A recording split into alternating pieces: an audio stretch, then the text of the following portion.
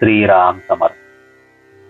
सद्गुरु श्री ब्रह्मचैतन्य गोंदवलेकर महाराज यांचे प्रवचन 2 डिसेंबर. अखंड नामस्मरणात राहणे म्हणजेच उपासना. देवाच्या आड काय बरे येत असते. आपल्याला देवाची प्राप्ती होत नाही याला वास्तविक आपणच कारण असतो. आपण लोकांना त्याबद्दल दोष देत असतो, पण इतर लोक त्याच्या आड येत नसून आपण स्वतःच आड येत असतो. हे थोडा विचार केला असताना समजून येईल. ज्याला आपले म्हणायला पाहिजे होते त्याला आपले न म्हणता आपण दुसऱ्या कुणाला तरी आपले म्हणत असतो. आपला मुलगा, बायको, भाऊ या सर्वांना आपले म्हणत असतो. हे सर्वजण काही मर्यादेपर्यंत आपले असतात, परंतु देवाला जर आपण आपले म्हटले तर तो सदा सर्व काळ आपलाच असतो आणि आपल्याला तो मदत करायला तयार असतो. तुम्हा सर्वांना द्रौपदीची गोष्ट माहीत आहे ना. आपले भ्रतार आपले रक्षण करतील असे तिला वाटत होते, परंतु त्या कोणाकडूनही काही होणे शक्य नाही असे तिला दिसले.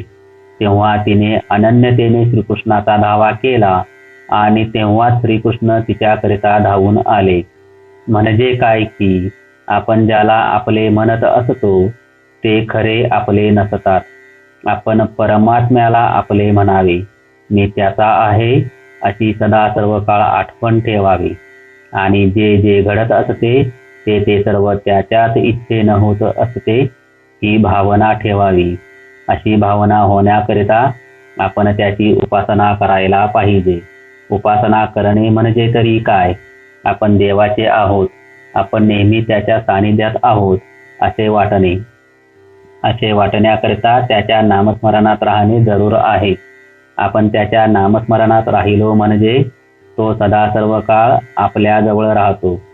तुम्ही कुणाचे नाव घेतले म्हणजे त्याची मूर्ती जशी तुमच्या ध्यानात येते त्याप्रमाणे देवाचे नाव घेतले म्हणजे तो तुमच्या जवळ असतो. देव कसा आहे हे विचारले तर कसे सांगता येईल. तो नामात आहे हे प्रत्यक्ष श्रीकृष्णांनी सांगितले आहे. नाम हे त्याचे रूप, म्हणून नामस्मरण केले म्हणजे देवाला तुमच्याजवळ येणेच भाग पडते. हे नामस्मरण कसे करावे. समर्थांनी सांगितले आहे की काहीच न करूनी प्राणी राम नाम जपे वाणी, तेने संतुष्ट चक्र पाणी भक्ता लागी सांभाळी. आपण नाम घेताना काहीच करीत नाही का.